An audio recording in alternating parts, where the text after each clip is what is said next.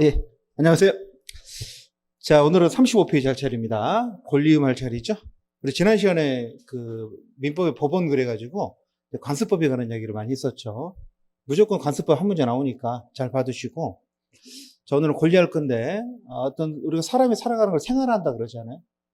그때 맺는 관계를 생활관계라 그러는데, 생활관계는 크게 법률관계하고 또 법률관계가 아닌 인간관계 이렇게 나눠지는데, 법률관계는 뭐라 그랬죠? 그 안에서 뭐가 있는 거? 권리 의무가 들어있는 거. 그게 법률관계입니다. 뭐 고민 안 해도 어떤 게 법률관계냐고 이름은 상관없지만 여러분이 어디 누구랑 트러블이 생겼는데 내한테 걔가 주장할 수 있는 권리가 있는 것 같아. 그렇죠? 그러면 법률관계입니다. 그럼 여러분 권리란 건 뭐죠? 권리는 뭐냐면 나의 이익을 법적으로 관찰할 수가 있어야 돼. 그러니까 이익이 관찰이 안 되면 어디로 들어가는 겁니까? 국가기관 떼갈 수 있는 게 권리입니다. 그래서 의의 보시면 일정한 구체적 이익을 누릴 수 있도록 법에 의해서 권리 주체에 주어진 힘. 밑줄은요, 법에 의해서 주어진 힘. 그게 권리 법력설이라고 그래요. 그거 하려고 헌법 27조 재판청구도 만들어 놓고, 검사도 있고, 경찰도 있고, 그런 거죠. 해마다 봄이 되면은, 저희 산 과천도 마찬가지인데, 시청에서 이렇게, 양재천변에 꽃을 막 심거든요. 지난번 시장님이 꽃을 참 좋아하셨어. 꽃을 너무 많이 심어가지고, 보긴 좋지. 어떤 싫어하는 사람도 있었어. 돈을 쓸데없는 데 쓰냐고. 근데 나는 보기 좋더라고. 근데 어느 날 시장님이 싫어하는 사람들이 많으니까 좀 듣기 싫었나 봐. 꽃을 안 심은 거야. 그래서 갑자기 확 나간 거야, 중앙공원이. 그럼 어떻게 해, 내가 같은 사람이. 시청에 전화해야지. 전화해서 시장 바꿔서 시장 바꿔 누구냐 그러면 선량한 시민이다 딱 그러고. 무슨 일이냐 그러면 왜 꽃을 안 심느냐. 그렇죠? 당장 심어라. 할 수 있나요? 행정법 시간에 공부하잖아. 그건 권리가 아니야. 권리가 되려면 나의 이익이 법에서 보장이 돼야 되거든? 그렇죠? 우리 그런 걸 반사적 이익이라 그래. 심어주면 좋고, 안 심어주면 말고. 이해되셨죠? 권리는 포인트가 뭐라고요? 법에 의해서 주어진 힘입니다. 전화 걸어서 따지고 상대방이 예, 심을게요. 그래야 권리가 되는 거야. 근데 그런 근거가 없어, 그런 법이 없으면 권리가 아니라는 거죠. 행정법도 마찬가지죠. 구별 개념 보시면 첫 번째 권능은요, 밑줄 권리의 내용입니다. 그러니까 소유권이라는 권리는 그 안에 사용할 수 있는 권능, 수익할 수 있는 권능, 처분할 수 있는 권능 이런 게 있죠. 권능은 뭐라고? 권리의 내용이고요. 여러분 권한은 뭐냐면 빨간 줄 쳐보실래요? 대리권 또는 대표권 다 마찬가지인데 권한은요 다른 사람에게 영향을 미칠 수 있는 힘이에요. 권리는 내가 누리는 힘이고 권한은 뭐라고요? 다른 사람에게. 물어볼게요. 대통령도 봉급 받죠? 봉급 받습니다. 한 2천만 원 정도 받는데 권리가 권하니까 대통령이 권리지. 봉급보다 지가 쓰잖아. 근데 대통령이 조약 체결하고 뭐 전쟁 선포 이런 것은 권리야 권하냐? 권한이지. 대통령이 조약 선포한다 그래서 그게 대통령이 자신한테 미치는 건 아니잖아. 대통령이 사인하면 우리 국민에게 다 미치는 거잖아요. 그런 걸 권한이라 그래요. 대리권이 그런 거죠. 대리인이 사인하잖아요. 효과가 본인한테 미쳐. 그러니까 대리인이 자신한테 미치는 게 아니거든. 대리권은요, 정확히 말하면 대리 권한이야. 그래서 우리가 행정법이나 헌법 같은 거 보면 권한과 권리를 다 구분해 쓰고 있어. 권한과 의무 그러잖아. 권한과 책임 이렇게 말하고 권한은 다른 사람입니다. 그래서 첫째 밑줄 타인을 위해서 일정한 행위를 하고 그것까지만 치세요. 그게 권한입니다. 타인에게 효과를 미칠 수 있는 힘. 여러분 권한은 뭐냐면 권한은 권리의 다른 이름입니다. 권리를 어떤 때는 권온이로 부를 때가 있거든. 유시간 말로는 일정한 법률상 사실상의 행위를 하는 것을 정당화시키는 원인이라 그래서 권온이라 그러는데 그냥 권리예요. 예를 들어 나무 땅에다가 건물을 지으려면 우리 지난 시간에 설명드렸죠. 우리나라는 토지 등기부, 건물 등기부 따로 있다 그랬잖아. 나무 땅에 건물을 지을 수가 있거든. 그래서 쟤는 건물을 지은 사람은 뭐가 있어야 돼요? 토지를 사용할 권리가 있어야겠죠. 지상권이나 임차권 같은 그걸 권온이라고 불러. 그래서 권온은 별게 아닙니다. 권리의 다른 이름이야. 그래서 여러분은 권리와 권한 정도만 구분하시면 돼요. 권리가 권한이 어떻게 다른가?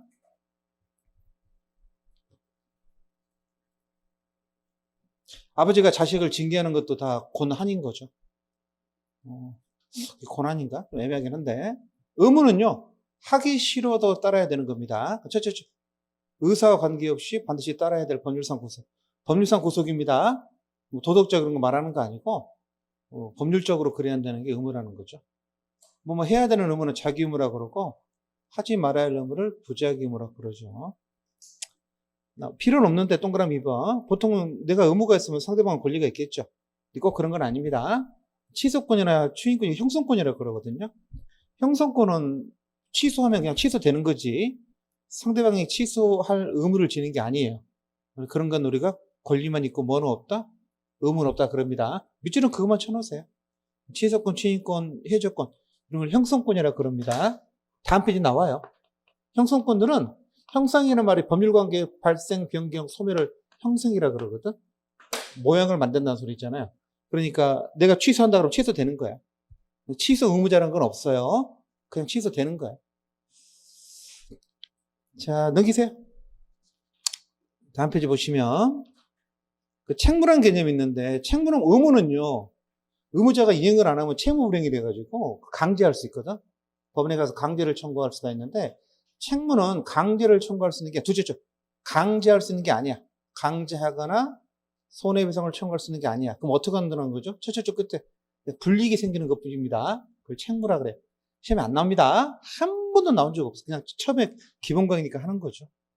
그리고 계약법 시간에 공부하시면 증여자는 공짜로 남한테 물건을 주는 걸 담보책임 안 지거든. 근데 하자를 고지하지 않으면 담보책임 지도록 돼 있어. 그런 게 책무예요. 그러니까 의무를 강제하는 게 아니고 의무는 강제되는 거지. 근데 얘는 강제하는 게 아니고 불이익을 부과하는 겁니다. 그걸 책무라 그럽니다. 두 번째, 세 번째 절에 나오는 청약자가 승낙한 사람이 승낙 송지서를 발송했는데 승낙이 연착하게 되면은 그게 연착이 사고 연착일 때는 연착했다고 청약자가 알려줘야 되거든. 안 알려주면 연착 안 한 걸로 본다 이렇게 돼 있어. 일정한 불이익을 부과하는 거지 강제할 수 없는 게 그 책무입니다. 의무랑 조금 다른 거지. 의무는 강제할 수 있지. 내가 집을 샀는데 상대방이 집을 안 넘겨줘요. 그러면 집 넘겨달라고 소송할 수 있거든. 얘는 그게 안 돼. 책무는 소송할 수 있는 게 아니고 그냥 불이익이 법에 그 불이익이 규정돼 있거든요. 그게 생기는 거죠. 그걸 책무라 그래요. 진짜로 한 번도 나온 적 없어. 우리 시험에서. 그렇죠. 문제집에도 안 들어 있습니다. 권리의 종류 여기서도 지금 좀 나오죠. 첫 번째 내용에 따른 내용 동그라미 하고 인재 가사 구별 개념 잘 알아두세요. 인격권, 재산권, 가족권, 사원권 이게 저 내용에 따라서 분류한 겁니다. 인격권은 뭐죠, 여러분? 인격적 이익을 누리는 것. 첫째 줄 중간에 밑줄. 인격적 이익을 누리는 걸 인격권이라고 그래요. 헌법 공부하시는 분들은 인간은 존엄과 가치라고 헌법에 나오거든. 그거 말한 거죠. 사람은 존엄과 가치가 있는 존재 아닙니까? 그래서 여러분 생명권이나 신체를 훼손당하지 않은 권리 또는 명예나 신용은 그 경제상에 관한 지불 능력이 있냐 없냐 그런 평가를 말하는 거죠. 성명, 남 이름 함부로 쓰면 안 되죠. 정조, 초상은 얼굴 팔리는 거, 프라이버시, 사생활보 이런 권리들이 다 있거든. 우린 그런 권리가 있는 거 알고 있죠. 근데 따져보면요, 그런 권리가 민법 정원에 나와 있지를 않아. 근데 이걸 통틀어 뭐라 그래? 우리 인격권이라 그래. 인격권이라고. 그래서 예전에 여러분 재밌는 일이 있었어. 여러분 기억 못 하시겠구나. 예전에 그 타임이나 뉴시크라는 주간지가 있거든요. 영어 주간지. 지금 여러분들 안 보시지. 근데 우리 때는 다 그거 하나 끼고 다녀야 되거든. 이렇게. 하나 사서 1년 내리 끼고 다니는데, 가끔 보면은 그게 타임 아시아판이나 뉴시크 아시아판에 한국 특집이 실려. 한국 특집이. 그러니까 우리나라에 가는 기사 계속 나오거든. 근데 그게 타임인가 뉴시크인가 모르겠는데, 오늘 다이나믹 코리아 그래가지고 한국 특집이 실렸어. 그래서 한국의 젊은이들, 한국의 정치, 경제만 쭉 나오는데 중간에 뭐가 나왔냐면은 여대생들 사진을 여대생들이 이렇게 정장을 입고 학교 캠퍼스를 내려오고 있는데 그걸 사진을 탁 찍은 거야. 그래서 한국의 요즘 젊은 여자들에 대해서 뭐 허영심이 많고 학교 다닐 때 이렇게 옷을 너무 꾸미고 다니고 미국 대학생들은 학교 다닐 때 슬립바는 끊고 가잖아. 고시생들처럼. 근데 우리나라 여대생들은 막 힐 신고 간다 막 그런 식으로 해가지고 비판하는 부정적인 기사였거든. 근데 그 사진의 제목이 뭐였냐면요. 돈의 노예였어. 돈의 노예. 기자 대단하죠. 요즘 같으면 있을 수 없는 일인데 얼굴도 그대로 나왔다니까. 둘이 내려오는 거기다 돈의 노예 해가지고 한국 젊은 여성들을 굉장히 비판적인 시각으로 다루는 거야. 근데 얼굴이 다 나와버렸잖아, 이렇게. 그럼 그 학교 다니는 애들은 알죠, 누군지. 알 거 아니야. 이리생도 이화여대 있어. 이화여대생이었는데 난리가 난 거지. 근데 나중에 알고 보니까 뭐였냐면 걔들이 그날 졸업사진 찍는 날이었어. 졸업사진 찍을 때는 좀 옷을 제대로 입고 가잖아.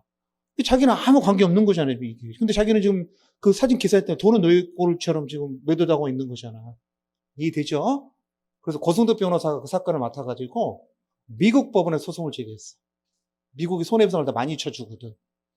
그래서 우리나라 법원이 안 하고 미국 법원에 손해배상을 제기해가지고 이겼어. 뭐가 침해된 거죠? 그게 전부 다? 명예가 훼손된 거잖아. 그러면 인격권 침해를 이런 불법행위가 되거든.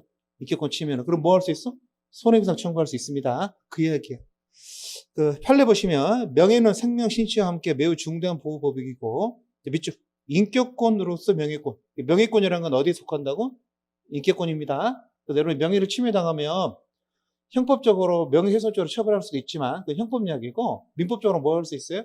불법행위 손해배상을 청구할 수 있습니다.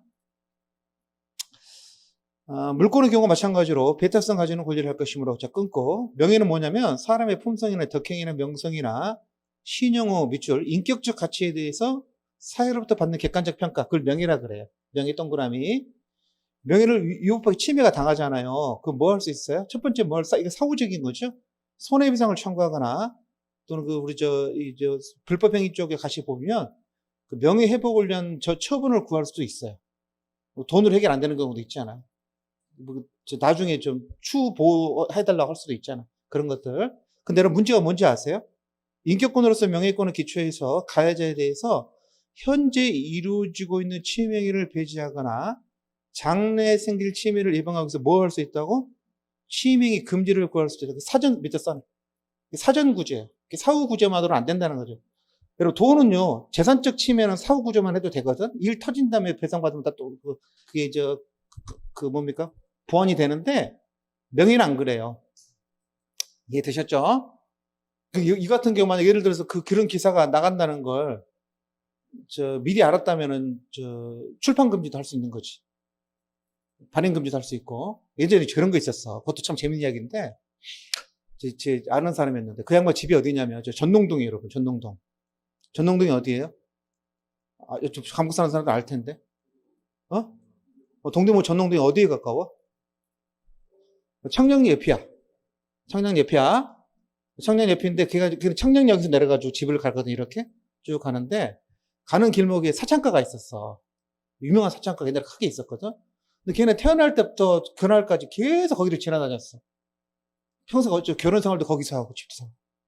이해되죠? 근데 어느 날 뭐 어떤 문제가 있었냐면은 TV에서 흔들리는 중년 이대로 좋은가 그래가지고 뉴스에서 특별하면서 한국의 젊은 아빠들 집에 안 들어가고 술 처먹고 이상한 데 기웃거린다는 거야. 그런 기사가 예고편으로 뜬 거야. 자기는 지금 퇴근하면서 거기 가게 들려가지고 음료수 하나 사가지고 먹고 가고 있는데 지 얼굴에 예고편이 나온 거야 이렇게. 나는 집에 가는데 40년을 그렇게 다녔는데 근데 이번 주 토요일 날에 그거 한 거래. 그럼 어떻게 해야 돼, 여러분? 여러분이 그 입장이라 그러면? 방송 막아야지. 그게 방송 금지 가처분이야. 맨날 피스치 그런 거 하는 거 있죠? 이것 때문에 사전 구제가 되거든. 명예권, 인격권은 뭐가 된다고, 여러분? 사전 구제가 되는 겁니다. 그럼 막아야 될 거 아니야. 그래서 그때 하는 게 주는 뭐냐? 방송 금지 가처분이야. 그래서 나는 집에 가는 길이고, 나는 여기서 태어났고, 40년 살았고, 나는 기독교인이고, 막 쓰는 거지, 이렇게 해가지고. 왜 내 얼굴을 거기다 집어넣냐? 남들이 보면 그럴 거 아니야, 그럴 거야. 그게 만약에 사전 구제가 안 되면 어떻게 될까? 방송하게 되면은? 일주일 뒤에 그 방송의 후속 프로, 지난번 방송에 얼굴 나왔던 사람들은 방송 내용과는 전혀 관계가 없습니다. 그러면 사람들, 맞아. 관계없지. 그렇게 생각하나요? 아니지. 그 새끼 말이야. 새끼, 뭐 얼굴 나온 거 보면 뭐가 있을까? 이렇게 생각할 거 아니야. 그래서 사후 구제만으로는 안 된다는 거야. 뭐가 필요하다고? 사전 구제. 그래서 잘 받아주죠? 이런 거 많아. 예전에 어떤 소설가가, 이혼 조건이 남편하고 결혼 생활에 대한 이야기를 책으로 쓰지 않는 거였거든? 남편이 이혼했는데, 안 쓰는 조건이었는데, 그걸 출판한 게 된 거야. 남편이 그걸 알았어. 워낙 유명한 소설가니까 다다음 주에 책이 나온다고 막 광고가 나왔을 거 아니야. 근데 소설 내용이 자기 결혼 내용인 거야. 남편이 일방적으로 비난하나. 어떻게 됐을까? 바로 그 남편이 출판 금지 가처분 걸었죠. 그래서 그 책이, 그 소설이 출간이 안 됐어. 판사가 읽어보더니, 아니, 그 전에 이혼 조건에 이런 거 안 하기로 하지 않았냐. 문서를 들이밀었을 거 아니에요. 그러니까. 그리고 지금 이 내용이 누가 봐도 두 사람 이야기다. 그래가지고 출간이 안 됐죠. 궁금해 죽겠어요. 어떻게 봐야 되는데. 한 권도 밖으로 나오지 않았어. 맨마물을 찍었다가 그대로 이거 부셔가지고 폐기 처리했죠. 법원의 판결에 의해서. 다 요거 때문에 그럽니다. 사전 구제가 가능하다. 금지를 구할 수도 있다. 알아두세요. 그리고 재산권은요, 크게 네 가지거든요. 첫 번째는 물권이죠. 우리 지난 시간에 이거 말씀드려 8가지가 있다고 그랬죠. 점소, 지역전, 유지일청. 기억나시죠? 그 민법 총칙 수업은 항상 그 앞에 게 연결돼, 계속 연결돼. 그래서 마지막 날이 제일 어렵습니다. 준물권은요, 물권에 준하는 거야. 그래서 어떤 것들이 있습니까, 여러분? 두 가지가 있어요. 크게. 광업권, 어업권. 광산하는 걸 광업권이라고 그러거든. 바다에서, 완도 앞바다에서 전봉동사 지으려고 그러면 어업 면허 받으셔야 됩니다. 여러분, 그냥 하시면 안 돼요. 그냥 하시면 뭐라 그래. 그래서 밑에 참고사항 실어놨죠. 그 조문입니다. 광업권 뭐라고 되어 있냐면, 밑줄. 광업권은 뭘로 하고, 물권으로 하고, 거기까지 몇 줄 쳐보세요. 광업권은 물권이 아니야. 근데 물권으로 하겠다. 그래서 준물권이라는 거야. 이해되셨죠? 광업권도 물권처럼 취급하겠다. 그래서 법에 정한 것 외에는 부동산에 대해서 민법에서 정한 걸 따라가겠다. 어업권도 뭘로 한다고 여러분? 물권으로 하는데 재밌죠? 광업권은 부동산을 따라가는데요. 어업권은 뭘 따라갑니까? 토지를 따라가. 조금 조문이 다르죠? 그 뒤에 건 중요한 게 시험에 나오는 건 아니지. 뭐가 포인트야? 광업권이나 어업권도 뭐처럼 취급한다? 물권처럼, 소유권처럼 취급하겠다는 거야. 그래서 여러분, 강원도 이런 데 가시면, 지금도 그런가 모르겠는데, 양양에 가시면 옛날에 솔비치였는데, 지금 이름이 바뀌었나? 솔비치라고 있거든? 대명 솔비치라고. 콘도인데, 굉장히 좋은 콘도인데, 그 콘도에서만 쓰는 전용 해변이 있어요, 밖에 나가면. 해변이 있고, 이렇게 철조망이 쳐져, 거기는 그게 돼 있거든? 그리고 옆에 조그만 항구가 있어. 항구, 조그마한 게 이름, 오사나인가, 뭐 수사나인가 있는데, 재밌는 걸 봤었어. 그 사람들이, 낚시 좋아하는 사람들은 거기서 낚시하고 싶어 할 거 아니야. 또 전용 해수욕장이니까, 해변이니까 당연히 낚시할 수 있을 거 생각하는데, 거기 편면에 붙어져 있어. 뭐라고 됐는지 아세요? 이 앞바다에 하는 거 있잖아. 어로 작업은 5,000개 사람들만 할 수 있다는 거야. 여러분 하시면 안 돼. 왜? 그 사람들이 뭘 갖고 있어? 어업권을 갖고 있거든. 그 어업권은 뭐야? 물권처럼 취급하니까 배타적 권리란 말이야. 다른 사람이 침해하면 되는데요? 안 돼. 그렇게 낚시하지 말라 그러더라. 그래서, 낚시하고 싶은데 그랬더니, 우리 배를 타래. 그러면 좀 허용해주고 이런 것들이 있어. 근데 그게 맞는 거야. 함부로 낚시하면 큰일 나잖아. 사람들이 놀러 와가지고 재미로 막 잡는다고 이렇게. 근데 그게 허용 안 되는 경우도 많이 있습니다. 그 어민들이 억지 부르는 게 아니라 그 사람들은 뭐가 있을 때가 있어요? 어업권을 가지고 있을 때가 있어. 여러분은 침해하시면 안 됩니다. 이것도 배타적 권리입니다. 채권은 여러분, 채권은 뭐냐면 특정인이 다른 특정인에 대해서 밑줄 일정한 행위를 요구할 수 있는 권리입니다. 그 일정한 행위를 독일말로 급부라 그래요. 이해되셨죠? 그러니까 채권은 다른 말로 뭐죠? 급부 청구권이야. 뭐 해달라는 거죠. 해달라. 그게 채권입니다. 급부 청구권, 이게 채권인데, 보통은 계약에서 나오죠. 계약성 채권이 많은데, 사무관리에서도 나올 수 있어요. 사무관리에서 나오는 게 비용상한 채권이고요. 부당이득에서 나오는 게 부당이득 반환 채권이고, 불법행위에서 나오는 게 불법행 손해배상 채권입니다. 여러 가지 원인은 다 나와요. 계약서만 나오는 건 아니다, 채권이. 그다음 지식재산권은 옛날에 그걸 지적재산권이라고 그랬거든. 근데 이걸 법을 만들면서 지식재산권으로 통일시켜. 지식이 이게 영어로 난리지거든. 그럼 난리지는 지식이 맞는 거지. 그래서 저작권이나 발명품에 관한 그 독점적으로 이용하는 거죠. 저것도 물권과 비슷한 권리죠. 그래서 무채재산권이라고 하기도 하고, 지적재산 이런 표현도 씁니다. 크게 이제 저작권, 문과 쪽에 속하는 게 저작권이고, 이과 쪽에 속하는 게 특허권이나 뭐 디자인권 이런 것들이 있는 거죠. 됐습니다. 필요 없어요. 재산권은 뭐뭐 있다고요? 네 가지가 있어요. 물권, 물권에 준하는 거, 채권, 지식재산권. 네 가지가 돈 되는 권리입니다. 가족권은요, 두 가지가 있죠? 친족권하고 상속권. 여러분, 상속권도 돈 되는 권리잖아. 돈이 되잖아. 근데 구분할 때는 재산권에 넣지 않고, 어디다 집어넣습니까? 가족권에 집어넣습니다. 그리고 친족권, 친족 상속편을 합해가지고, 가족법이라 그래요. 가족법 공부한다 그러죠. 자, 사원권 별표. 시험 문제는 사원권만 나왔죠. 사원권은 여러분, 그 사원이 종업원을 말하는 게 아니야. 종업원을 말하는 게 사자가 단체를 말하는 거거든. 그럼 사원은요, 단체의 구성원을 말하는 겁니다. 그 첫째 줄에 나와 있죠? 단체의 구성원이 가지는 권리를 사원권이라고 그러는데, 우리 민법의 단체가 사단법인이고요. 상법의 단체가 주식회사잖아. 그러니 거기 나와 있는 사단법인의 사원의 권리나 주식회사 주주의 권리를 우리가 뭐라 그래요? 사원권이라 그래요. 이거 재산권이 아니야? 아니야. 조심하세요. 시험 문제 뭐라 나오냐면 사원권은 넓은 의미의 재산권에 속한다. 거짓말입니다. 재산권은요, 물권, 준물권, 채권, 지식재산권 4개뿐이 없어요. 사원권이나 상속권은 재산권이 아니야. 사람들이 주주의 권리는 돈 되는 것 같잖아. 돈은 되지. 그렇지만 구분할 때는 재산권에 넣어주지는 않아. 별도로 구분합니다. 그게 시험에 나왔습니다. 자, 작용에 따른 분류는요, 여러분, 권리를 볼 때 왼쪽 소 쳐다보는 게 내용에 따른 분류고, 오른쪽 소 쳐다보는 걸 작용에 따른 분류라고 그러고, 똑같은 권리가 이름을 달리 붙이는 거야. 첫 번째는 지배권이라는 거 있죠. 지배권은 뭐냐면, 다른 사람한테 뭐 해달라고 요구하는 게 아니라, 직접 지배하는 권리를 지배권이라고 그래. 인격권이 지배권이지. 여러분이 명예를 누리는 거, 그냥 누리는 거, 누구한테 뭐 해달라는 거 아니잖아. 그래서, 거기나 인격권이나 물권, 뭐 준물권, 다 마찬가지야. 지식재산권. 다 애들이 뭐야? 지배권입니다. 그럼 지배권은 어떤 특징이 있냐면, 자, 1, 빨간펜, 1. 지배권을 침해하잖아요. 밑줄. 지배권에 대한 제3자 침해, 밑줄 딱 치시고, 1, 불법행위 성립. 지배권을 침해하면 뭐 한다고? 그게 바로 불법행위야. 누가 내 땅을 깔고 앉아있으면 그게 불법행위죠? 그 다음에 2, 뭐 할 수 있어요? 나가라고 할 수 있어. 침해 상태의 배제 청구권. 그리고 물권적 청구권이라고 그러는데, 지배권을 침해하면 권리가 몇 개 생긴다고? 2개 생겨. 크게 말하면. 일단 걔 나가라 그래야 될 거 아니야. 그 다음에 그동안 깔고 앉아있는 건 돈 배상도 받아야 될 거 아니야. 그래서 불법행위도 성립하고 나가라 할 수도 있다는 거 2가지. 별개의 권리입니다.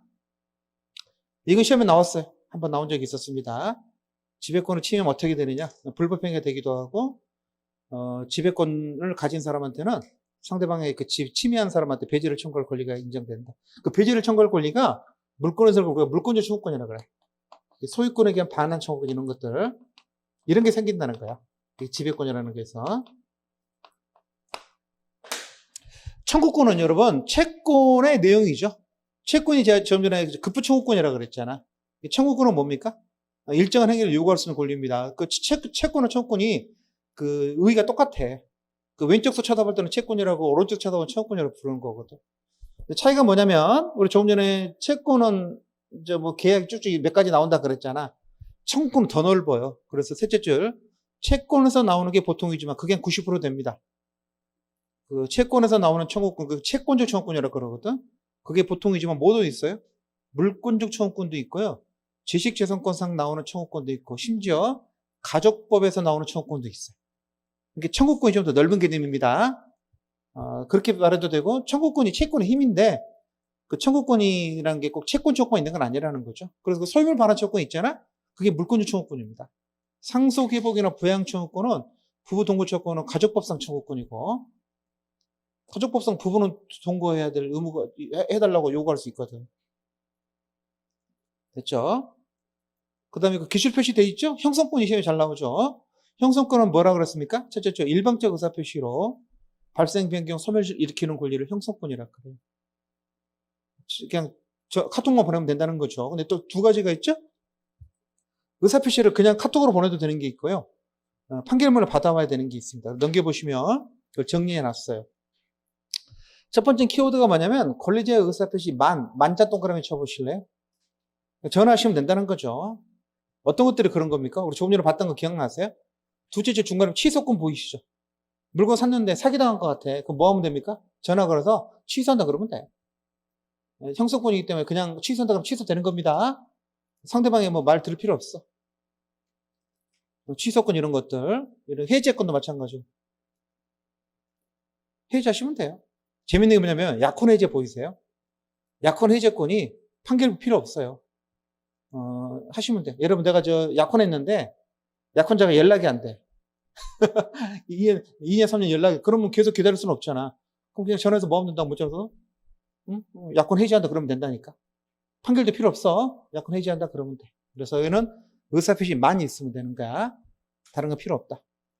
약관, 상속포기도 마찬가지야. 여러분, 상속포기 어떻게 하냐면, 법원에 가가지고 상속포기 신고서를 쓰면 되거든? 재판 아니야. 재판하는 게 아니라 신고서만 쓰면 되는 거야. 그 상속포기서거든. 그러니까 이것도 의사표시만 있으면 되는 거야.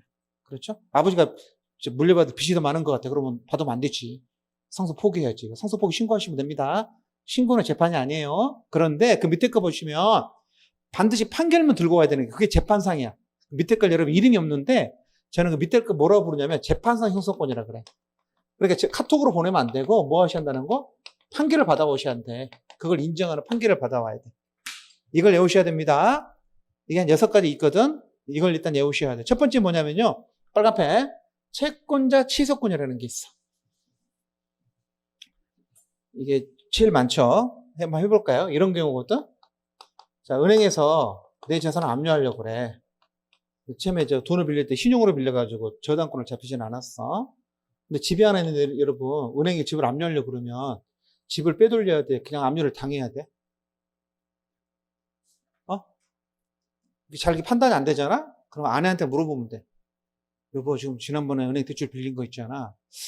그거 이번에 못 갚았더니 압류 들으려고 그러는데 앉아서 압류를 당해야 될까? 아니면 이거 빼돌려가지고 집을 살려야 될까? 아내가 뭐라 그래? 빼돌려야지! 빙신아 이렇게 나온다고. 이게 뭐냐면은 다 빼돌려. 다 빼돌려. 대법관도 빼돌려. 다 빼돌리기 때문에 이걸 법무사들이 가장 많이 하는 게 이거야, 이거. 그래서 이게 압류 들으려고 그러면 뭐 합니까? 계약서를 가짜로 쓰죠. 계약서를 가짜로 써가지고 등기를 넘겨놓습니다. 되게 이 사람은 누구입니까? 천왕 또는 큰집 조카. 믿을 만한 사람도 빼돌려야 될 거 아니야. 나한테 빼돌리면 내가 팔아버리지. 그러니까 나한테는 안 빼돌리고 믿을 만한 사람 빼돌릴 거 아니야. 물어볼게요, 여러분. 이거 진짜야, 가짜야? 이 매매기야? 가짜잖아. 이거 무효라고. 이게 무효야. 그럼 어떻게 하면 되냐면은 나중에 은행의 직원이 이걸 알게 됐어. 압류 들어가라 했더니 갑자기 집에 소유권이 은한테 넘어가는데 그럼 느낌이 오죠? 아, 빼돌렸구나. 느낌이 오잖아. 그럼 뭐라고 주장할 수 있냐면 우리 민법 총칙에서는 이거 가짜니까 허위표시라 그래서 백발적 무효를 주장할 수도 있어요. 백발적 무효를 주장해가지고 존말할 때 뭐 해놔라? 등기 돌려놔라 이렇게 할 수 있거든? 근데 실제로는 이렇게 안 해. 이것보다 더 간단한 게 뭐냐면 요걸 빼돌리면 얘를 해치게 되죠. 그렇죠? 채권자를 해치는 걸 사행이라 그래. 채권자를 해친다 그래서 이 채권자는요, 이 사행이 있잖아? 이 사행위를 취소해달라고 요구할 권리가 있어. 그걸 여러분 전화하면 돼? 소송해야 돼? 소송하셔야 돼. 그 소송을 우리가 사행위 취소 소송이라고 그래. 반드시 뭘 하셔야 한다고? 소송해가지고 판결문을 받아오셔야 돼. 픽으로 얘로 잡습니다. 쟤는 필요 없고 물건이 얘한테 있으니까 을을 픽으로 잡아가지고 을한테 넘어간 그 등기는 나를 해치는 거니까 존말할 때 갑한테 뭐 해놔라? 돌려놔라. 그래서 여러분 누구한테 돈 받을 거 있다든가 그럴 때 소송할 때는요 항상 이걸 같이 해. 왜? 다 빼돌리거든. 사기꾼은 3일 지나면 수중에 돈이 한 푼도 없어. 그러니까 재판에서 이겨봤자 걔가 돈이 없으면 의미가 없는 휘 조각이잖아. 그래서 항상 소송을 2가지 해. 빌린 돈 대여금 반환 소송, 그 다음에 뭐? 사행위 취소 소송. 그래서 법무사들이 전문 영역이야. 맨날 이거 쓰고 앉았어. 항상 소장에 2개 들어가야 돼, 이렇게. 반드시 뭐 하셔야 돼? 소송을 하셔야 됩니다. 그래서 채권의 취소권은 뭘로 한다고? 소송을 하셔서 판결을 받아야 돼. 판결이 이렇게 나와. 며칠 날 매매 계약을 취소한다. 이렇게 나온다. 소유권을 회복해라. 이런 식으로. 돌려줘라. 이런 식으로. 그렇죠? 여러분, 재산법에는요, 그거 하나뿐이 없어. 채권의 취소권. 선생님, 그 위에 취소권하고 밑에 게 다르면 이게 달라. 이게 위에 것도 이름만 비슷한 거야. 위에 취소는 사기당했거나 차고, 미성년자 그걸 이유로 취소하는 거고, 밑에 취소권은 조문이 다르잖아. 406조? 채권 취소권 조문이 달라. 그래서 맨날 헷갈려. 그래서 맨날 그거만 물어봐. 채권 취소권만 물어봐. 채권 취소권이 의사표시만 있으면 되는 거냐? 판결문을 들고 와야 되느냐? 그것만 물어봅니다. 자, 그 다음에 여러분 볼게요. 혼인 취소하고 순서를 좀 바꿔야 되는데, 혼인 취소, 입양 취소 밑줄 쳐볼래요? 이것도 우회 취소는 다른 거야. 가족법으로 다. 여러분들 혼인했는데, 요즘 많이 나왔죠? 결혼했는데, 사기당한 것 같아. 사기당한 것 같아. 하여튼 그 판결 보면 별 것들 많아. 그게 과연 사기 사유가 되는지도. 남자가 집이 직권자를 때 알고 보니까 자기 게 아니야. 그럴 수도 있잖아. 사업을 크게 한다 그랬다 알고 보니까 바지 사장이야. 막 그런 것도 있잖아. 재산적인 재산 상태를 숨기는 경우도 있고, 학력을 숨기는 경우도 있고, 키를 숨기는 경우도 있고, 그렇죠? 짜증나는 거 탈모를 숨기는 경우도 있고. 근데 그게 이제 상대방 뭐 하는 거야? 취소해달라고 하는 거잖아. 소송하는 거잖아, 여러분. 약혼해자는 전화하면 된다 그랬잖아. 얘는 뭐 하셔야 돼? 혼인, 취소, 소송을 하셔야 돼. 아, 결혼 같은 중대한 문제를 카톡 보내가지고 한다는 건 말이 안 되잖아. 꼭 반드시 소송 거쳐야 됩니다. 그걸 혼인 취소 소송이라고 그래요. 입양도 마찬가지죠? 입양했는데, 입양한 다음에 입양한 애가 마음에 안 들어. 그렇다고 해서 너 나가라. 그럼 이상하잖아. 걔 내 보내려도 뭐 하셔야 돼? 소송하셔야 됩니다. 그래서 입양 취소 이런 것들. 됐죠? 그 다음에 중간에 깼는 친생 부인은 뭘까? 내 본부인이 자식을 낳거든? 이게 눈물 나는 이야기죠. 내 본부인 결혼 생활에 자식을 낳는데 애가 커가는데 나를 안 닮은 것 같아. 왜냐면 나를 닮았으면 키가 그렇게 클 수가 없는데 키가 190이야. 나는 170인데. 그렇죠? 생긴 게 장동건이야. 뭔가 좀 이상하잖아. 그렇죠? 그 유전자 뽑아보니까 내 새끼가 아니야. 99% 친자가 아니래. 그럼 나가라, 내보내야겠죠? 그 친생을 부인한다 그러거든? 카톡해야 돼, 소송하셔야 돼. 아, 소송해야지. 그런 중요한 문제를. 친생 부인의 소를 제기하는 겁니다. 그때 가장 강력한 증거가 되는 게 유전자 검사예요. 그 유전자 검사는 그 100% 정확하거든. 참 신기하죠? 정확히 저 부모의 유전자를 절반씩 물려받아. 그러니까 이순신 장군의 후손은요, 이순신 장군이 가지고 있던 유전자를 하나라도 가지고 있는 거예요. 계속 절반씩 물려받았기 때문에, 이렇게 우리가 핏줄이라 그러잖아. 핏줄이 아니야. 유전자 줄이에요, 유전자 줄. 유전자가 계속 대를 이어서 물러가는 거야. 그렇죠? 그런 책도 있잖아. 인간은 유전자의 노예다고. 우리가 유전자를 가지는 게 유전자가 인간의 몸을 이용한다는 거지. 자신을 평생 갖고 가기 위해서. 무섭죠? 그 친생부인도 반드시 소송하셔야 됩니다. 그냥 마음에 안 든다고 안 닮았다고 나가라 그러면 안 돼요. 요 4개는 무조건 외우셔야 돼요. 그래서 외울 때 어떻게 외우냐면 취소권 3개 외워. 그래서 채권자 취소, 혼인 취소, 입양 취소, 친생부인 이렇게. 번호 붙여볼래요? 1번, 2번, 3번, 4번. 그래 외우지기 좋잖아. 그렇죠?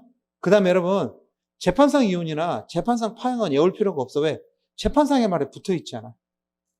여러분 이혼하는 방법은 2가지죠. 합의하시면 되거든. 그걸 협의이혼이라 그래. 협의이혼은 재판 안 합니다. 법원은 가야 돼. 그 법원에 가는 건 판사가 재판하는 게 아니라 이혼 의사를 확인하는 거야. 혹시 모르니. 그래서 그 판사랑 그 사무실에서 만나요. 법정에서 만나는 게 아니라 사무실에서 만나가지고 이혼 사주 뒤에 만납시다 하는 거 있잖아. 그게 합의이혼, 그걸 협의이혼이라고 그러잖아. 근데 상대방이 협의를 안 해주면 어떻게 돼? 협의 안 해주면 소송해야지. 그걸 재판성 이혼이라고 그래. 그렇죠? 그래서 재판성 이혼은 재판을 거치니까 절대 시험에 안 나와. 아무도 안 틀릴 거 아니야. 재판상 이혼, 재판상 파행은 입양을 깨는 거야. 함부로 깨면 안 되겠죠? 그래서 그것도 파행 사유가 있으면 재판을 통해서 하셔야 됩니다. 그 4개만 외우면 돼. 채권자 취소, 혼인 취소, 입양 취소, 친생부인. 뭐랑 헷갈리시면 안 돼요? 위에 있는 취소권이 헷갈리시면 안 돼. 그 위에는 그 일반적인 취소권이야. 그 다음에 약혼해지 이런 것들, 상속 포기, 이런 거랑 헷갈리시면 큰일 나. 그 다음에 짜증나는 게 뭔지 아세요, 여러분? 우리나라 법 어디에도 형성권이라는 이름을 가진 권리가 없어. 형성권이라는 게 있으면 형성권이라는 이름도 있어야 될 거 아니야. 근데 법을 만들 때는 형성권이라 그러지 않고 청구권이라는 이름을 많이 써. 그래서 밑에 참고 있는 것처럼 이름은 뭐예요? 청구권인데 실제는 뭐인 게 많이 있어요? 형성권인 게 있는데 그게 크게 보면 4가지야. 첫 번째 분할, 2번째 매수, 3번째 증감, 5번째 소멸, 그 다음에 소멸, 매수, 소멸, 감액, 매수 이렇게 돼 있잖아. 그래서 그걸 따지면 이렇게 된다고 나오더라고. 이렇게 써보세요. 매분, 소중 이렇게 씁니다. 자, 뭐야? 매수 청구권, 분할 청구권, 소멸 청구권, 증감 청구권. 얘들은 뭐라고? 이름은 뭔데? 이름은 청구권이야. 이름은 청구권인데 실제로 뭐라고? 형성권이야. 그 말은 뭐냐면요. 매수를 청구하잖아? 그럼 상대방이 매수하기 싫어도 뭐 하는 거지? 사야 돼. 매매계약 자체가 체결된 걸로 보는 거야. 이해되셨죠? 지상물 매수를 청구하면 상대방이 뭐 산다마다 말을 하는 게 아니라 사야 된다니까. 매매계약 자체가 체결된 걸로 봐버려. 상대방의 의견을 물어보질 않아. 그걸 이렇게만. 공유는 불청도 마찬가지야. 여러분, 내가 예를 들어서 그 삼성역 앞에 이렇게 빌딩들 많이 있잖아. 삼성역까지는 안 가잖아. 제가 예전에 조선일보에서 그걸 조사한 적이 있었어. 이 주인이 누군가. 가끔 조선일보나 중앙을 보면 주말 특집판이 실리잖아. 그 기사들이 재밌어. 몇 달 동안 쓰는 기사들이 많아가지고 깊이가 있는데, 코엑스 사거리에 빌딩들을 다 이렇게 한 다음에 등기부를 다 뒤져가지고 이 주인들을 다 알아낸 거야. 이 주인이 누군지를 이렇게. 굉장히 부자들일 거 아니야. 그 빌딩을 갖고 있어요. 그 1,000억이 넘는 빌딩인데. 근데 그 중에 재밌는 게 있으면 뭐냐면은 기업들이 갖고 있는 빌딩도 많이 있었는데 개인이 가지고 있는 것도 꽤 있었어. 그리고 한 집안이 여러 개를 갖고 있었어. 이게 합해니까 재산이 조가 넘는 것 같은 빌딩 부자인데 특이한 게 뭐냐면 한 사람의 통치를 갖고 있는 게 아니라 어떻게 갖고 있는 거야? 큰오빠, 둘째오빠, 나 그래가지고 다 지분으로 갖고 있는 거야. 이렇게. 이해되시죠? 7분의 4, 7분의 2 그게 공유야. 공유. 지분에 따라 소유하는 게. 잘 볼게요. 지분으로 갖고 있다가 상대방의 한 사람이 수틀리잖아. 그럼 뭐 하면 돼? 분할 청구하시면 돼. 나누자 그러면 나눠야 돼. 상대방이 싫어해도 나눠야 돼. 상대방이 나누는데 협조 안 해주잖아? 법원의 판사가 나눠줘. 그러니까 얘는 뭐라고? 청구권이 아니라 뭐라고? 형성권이야. 분할을 청구하면 그냥 분할 관계 나눠야 됩니다. 상대방 의견을 들어보고 그따위 그런 거 없어. 그렇게 무서운 거야. 공유를 분할 청구권이라는 게. 그래서 여러분 공유는 괜찮아. 이렇게 지분으로 갖고 있으면 내가 아무리 지분 적어도 상관없어. 과반수 그럼 상관없어. 그냥 나누자 그러면 무조건 나눠야 돼. 그게 형성권이기 때문에. 그러니까 이렇게 지분으로 나눠가는 거 괜찮습니다. 여러분 건물도 나눕니다. 땅만 나누는 거예요. 건물도 층층으로 나눌 수 있잖아. 오피스 빌딩 같은 경우. 구분 등기할 수 있거든.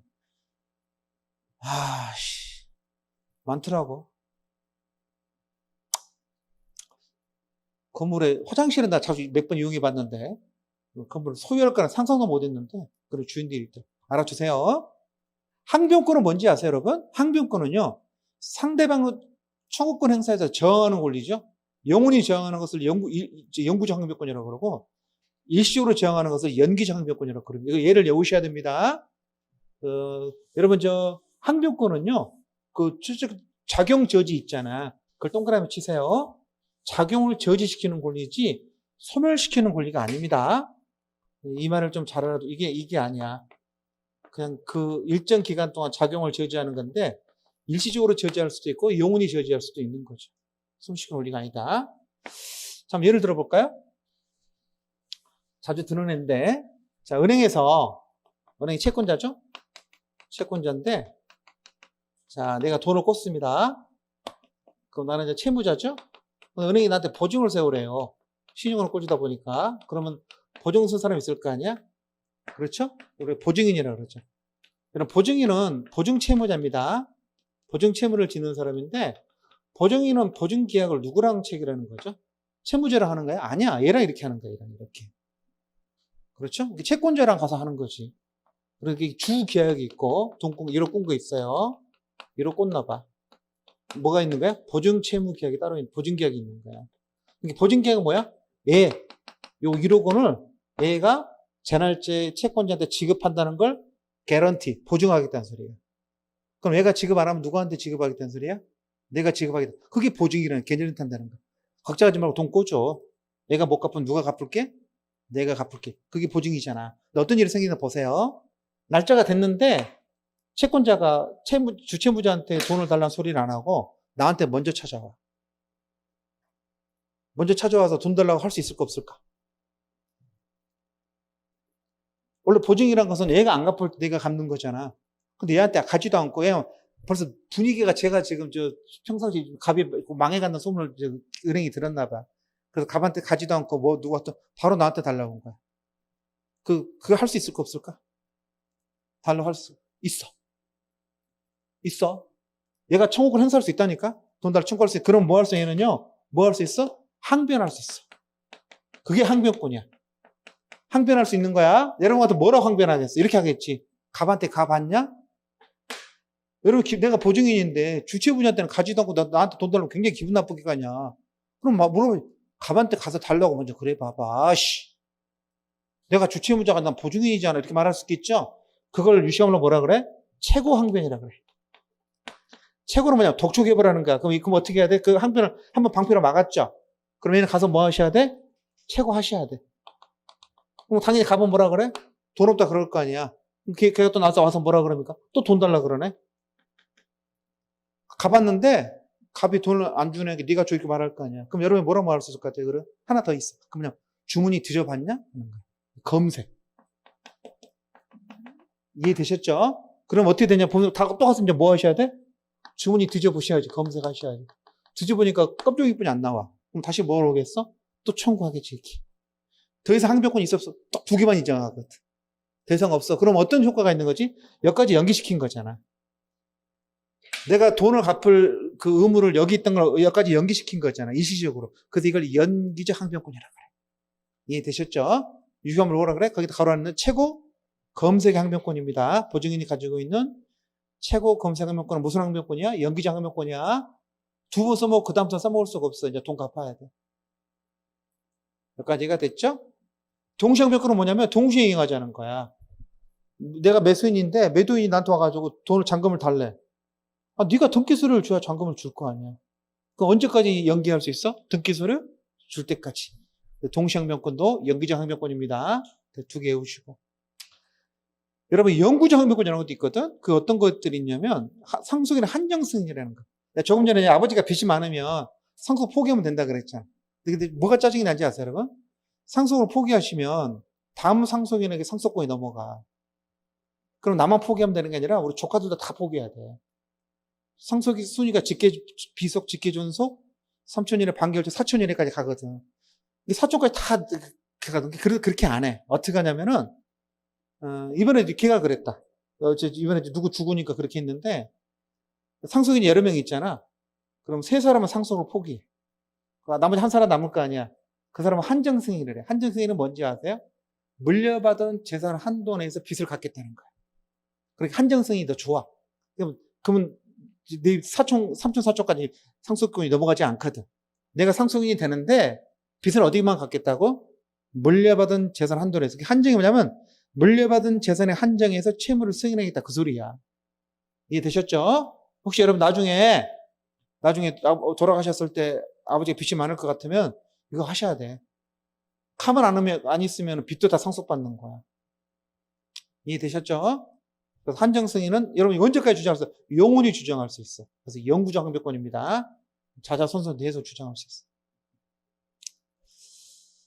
많이 하죠. 아버지가 천억 빚이 있어도 상속인들이 다 상속을 포기하고 한 사람만 한정승인을 하게 되면 물려받은 게 30원 물려받았어. 그러면 30원만 갚으면 돼요. 그런 일이 너무 많아. 그래서 그냥 합법적으로 빚을 뜯겨먹는 거죠. 근데 저 충청도 어디 시골에서 TV에 나왔는데 아버지 빚을 갚으려고 하루에 잠을 3시간도 안 자면서 일하는 농부가 계셨어. 근데 왜 그랬기 때문에 아버지가 빚을 한 2억인가 3억인가를 주고 돌아가신 거야. 그러니까 주위 사람들이 알려줬어. 너 그러면 안 돼. 아버지가 물려받은 게 하나도 없었거든, 재산이. 그러니까 상속을 포기하든지 한정 승인이 있고 변호사들이 와가지고 그걸 이렇게 해주겠다고 했는데도 그 사람이 자기는 빚을 갚겠다 그랬어. 그러니까 그 기자가 물어봤죠. 왜 그러냐 그랬더니 아버지가 욕먹는 게 싫대. 와, 효자잖아. 아버지가 채권자들 욕먹는 게 싫으니까 자기는 빚을 갚겠다는 거야. 하루에 2-3시간을 잡아서 일을 하는 거야. 가슴이 너무 무겁더라고. 아버지의 뜻은 어떨까? 아버지는 어떻게 생각하실까? 그 아들한테. 아버지는 그 아들이 그렇게 빚을 갚은 걸 가슴이 답답하더라고. 그때 써먹는 겁니다. 한정승인은 제도가. 빚이 많았을 때. 여러분 같으면 빚을 갚아요? 한정승이네요? 일단 아버지 빚이 얼마인가 좀 알아봐야지. 아버지 빚이 한 돈 2만 원이다. 갚아야지. 그 정도다. 갚을 수 있지. 2억이다. 미쳤습니까? 이해되죠? 잘 모르겠다. 그럼 무조건 이거 해야지. 애매할다는 게 한정승인 제도입니다. 자, 그 밖에 분류 좀만 더 하고 시작할게요. 여러분, 절대권이라는 건 세상 모든 사람이 주장할 수 있는 권리를 말해요. 대세권이라고도 하죠. 세상에 대해서 외치는 권리라고 그래서. 이게 인격권 같은 거, 물권 같은 게 다 절대권이죠. 상대권은요, 채권 같은 거, 특정인에 대해서만 주장할 수 있는 권리를 상대권이라 그럽니다. 밑줄을 그 다음에 치세요. 물권이나 지질, 재산권 이런 것들은 절대권이고 채권은 상대권이다. 자, 오른쪽에 조금 어려운 개념이 있어요, 여러분. 일신 전속권, 일신 비전속권. 좀 어려운 개념인데, 우리 시험에서는 안 나왔는데, 다른 시험에서 나온 적이 있어요. 일신은 뭐냐면, 내 한 몸에 전속, 오로지 속해 있다는 거. 다른 사람한테 주는 게 안 되는 비양도, 비상속, 이런 걸 일신 전속권이라고 그럽니다. 한번 읽어볼게요. 일신 전속권은 권리가 고도로 인격적이기 때문에 타인에게 이전돼서는 의미가 없어서 양도 밑이 아니야. 양도나 상속이 허용되지 않는, 자, 동그라미. 귀속상 일신 전속권. 다른 사람한테 팔아먹는 거라든가, 다른 사람한테 물려주는 게 안 된다는 거죠. 그걸 귀속성 일신 전속권이라고 그럽니다. 근데 그게 있고, 또 뭐가 있냐면은, 다른 사람이 대신 행사할 수 없는 게 있어. 여러분, 채권이 대유권이라는 권리가 있거든? 일정한 요건이 갖춰지면, 채권자가 채무자 권리를 대신 행사할 수 있는 그런 권리가 있어. 우리 시험법에는 아니야. 근데 이 행사상 일신전속권은 요게 안 돼.